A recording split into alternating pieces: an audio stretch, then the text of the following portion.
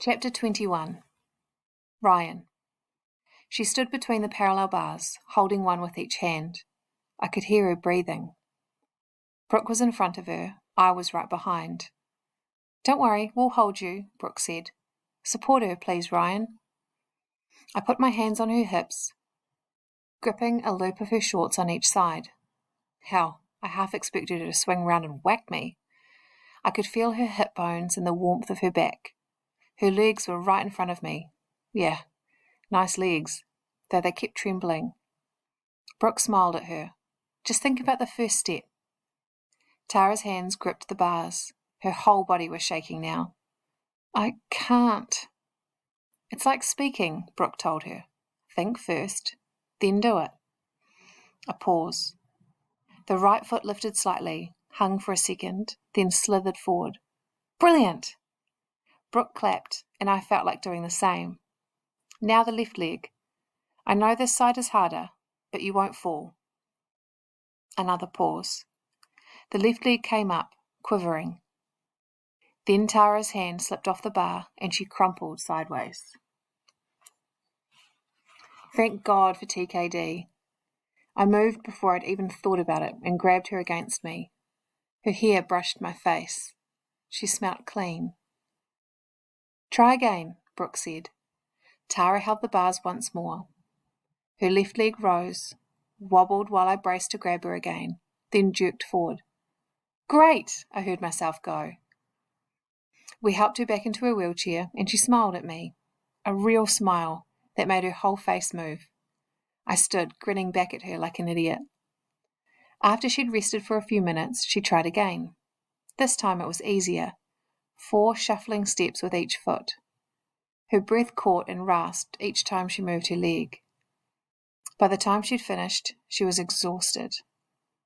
"I want more," she demanded, but Brooke shook her head. "Enough for now, Wonder Woman.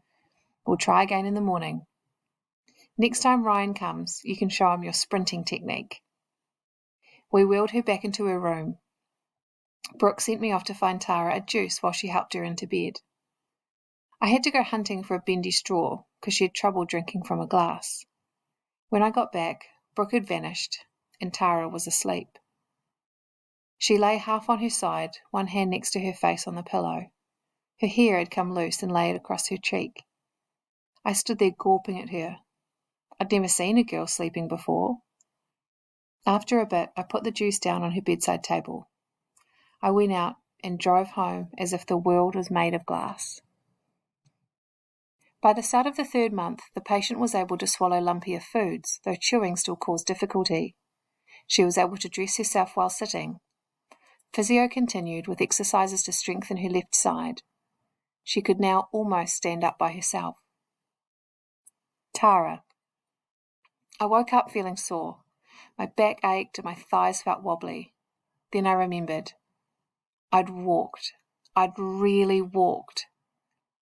I lay there, picturing my leg lifting up and my feet pushing forward. A different nurse came in, and I had to tell her, "I walked." She laughed. Brooke said, "And you're going to do more today." I did. Twice, morning and afternoon. By the time we finished, I could walk all the way along between the parallel bars, turn around, if they helped me, and walk back. Shuffle back, anyway. At the end of both sessions, I was starting to feel sick again. Brooke said it was all part of getting my balance back, but otherwise it was brilliant. Then, suddenly, I had this flashback to some netball practice where I jumped high in the air to catch a pass, and today didn't seem so brilliant after all. I try not to think about it, but I get this terrible feeling that I'll have to spend the rest of my life creeping about while other people can do anything they want. Geez, when I meet that driver, I'll gut him. Brooke got me to do other things, picking up plastic boxes like kids' toys and stacking them inside one another, rolling pastry on a table with a rolling pin. My left hand and arm kept skidding around, suddenly, but after a while, they started to get the hang of it. I wondered when Ryan was coming next. When I part fell that first time I tried to walk, and he grabbed me, it was scary at first. Then, when he had hold of me, it felt, well, not scary. Ryan. Wednesday. I got 72% for an IT program I'd had to write. Not bad, but not as good as I've been getting. I've had other things on my mind. Thursday, I drove to Watson House after school. John gets a lift with Pure when I need the car. Pure says, will we please borrow his heap again so it comes back clean like last time? Near the house, I saw Ash with Mel. And, oh joy, Brittany. I pulled over. Can't give you a lift, sorry, I said. At the same time, Ash went, geez, you better not give us a lift, mate. He and Mel both laughed. Mel's got this little dimple in one cheek. Even Brittany half smiled. Then she said, you'd better pull your finger out. They're probably waiting for you. They came and watched while Brooke and I worked with Tara in the physio room. I got her to do some TKD muscle stretching exercises, lying on her back and drawing one leg up, then the other, lifting your arms up from your sides and pushing at the sky, raising your bum off the ground. She managed nearly all of them. Her left leg and arm still shook, but she was stronger than just 2 days ago. She said a few things. Move it like this. I can't hold. Her talking is better too. Mel talked to Ash. Brittany sat watching me and Tara. I knew that if I made a mistake, she'd drop me in it, so I didn't. One time, I glanced up at her and the others, and when I looked back at Tara, she was watching me. She gave me a smile, then looked away. I felt like some sort of rat. Sooner or later, she'd find out who I really was and what I'd done to her. There wouldn't be any smiles then. The patient's speech, movement, and fine motor skills continued to improve. Finger-to-nose touching and other close vision tasks appeared easier. Another appointment was made to examine her blurred vision. There was far more expression in her face.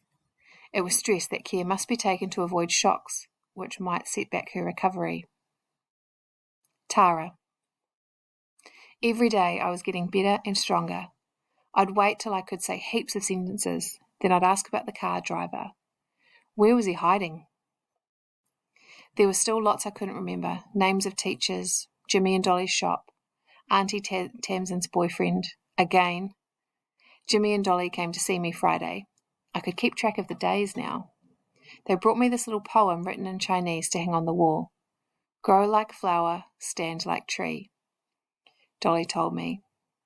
Must have sounded funny, her and me both talking in our sort of sentences. On Friday, Brooke and Mum helped me stand in front of this big full-length mirror and watch myself while I walked a couple of steps, then stood and wobbled on the spot. It felt so weird. This person creeping and shaking was the same one who'd been playing netball, and dropping passes, just a few months back. I promised myself harder that I'd be playing next season. Mel and Brett dropped in on Saturday morning. Only a few games left in the summer league.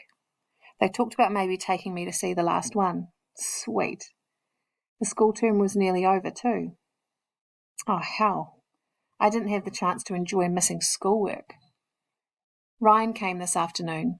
He still looked nervous when he came in, like I might blast him about the exercises or something. I was sitting on the edge of the bed.